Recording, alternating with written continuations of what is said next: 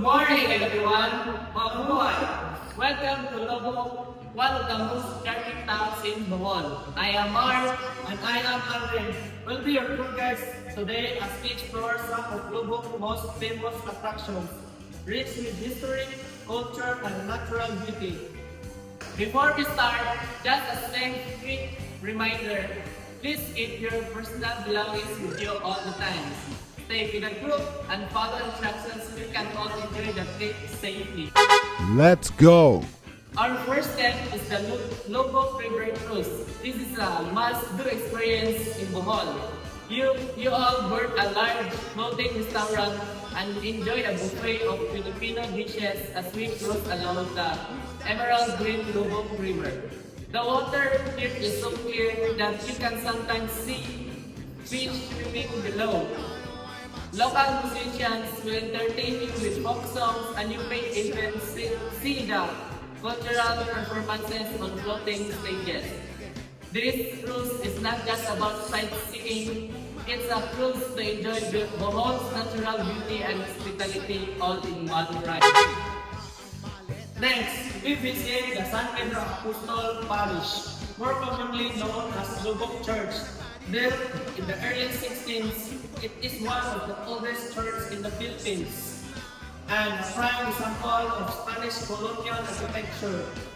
This historical landmark has withstood centuries of natural disasters, including an earthquake in 2013.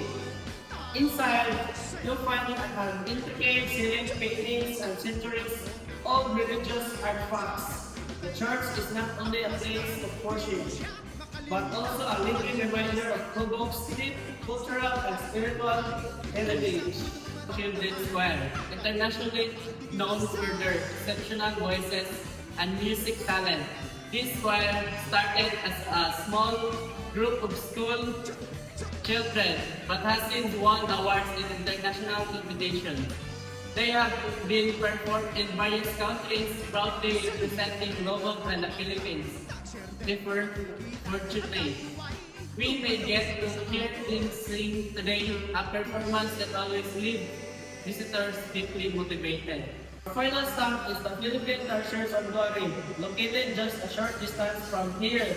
The sanctuary is home to the tarsier, one of the smallest primates in the world, measuring only about 3 to 6 inches tall. They are nocturnal animals with extremely large eyes, and they are very sensitive to light and noise. Because of this, these visitors are reminded to keep the voices down, avoid touching the tarsiers, and refrain from using camera flashes.